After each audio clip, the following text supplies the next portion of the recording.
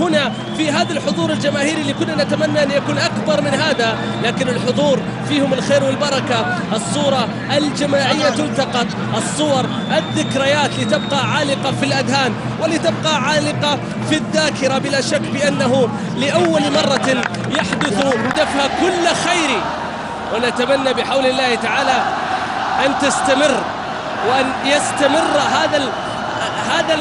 هذا المشروع إلى سنوات وسنوات. اللقاء هدفه ليس التنافس، هدفه ليس لعب كرة القدم فقط، أهداف شريفة. الدمياط يصوب، نواف يبدأ الكرة، الفتى الذهبي، اللاعب اللي اعتزل كرة القدم، اللي يحمل الرقم 12، المحلل حاليا لقنوات الجزيرة الرياضية، الكابتن نواف الدمياطي. إشبيلية مواقف كثيرة لكانوتيه، علم فلسطين، محاولة لدعم غزة، نواف الكرة عادت إلى الدمياط. يا سلام يا نواف، لسه يا نواف، لسه يا نواف. الدمياط يحاول.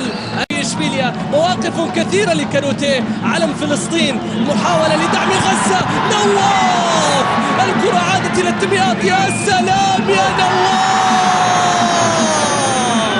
لسه يا نواف، لسه يا نواف.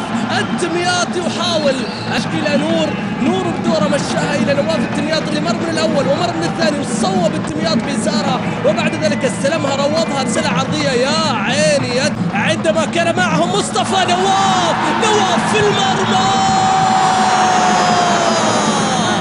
مستحيل. مرمى بدر الخراشي لاعب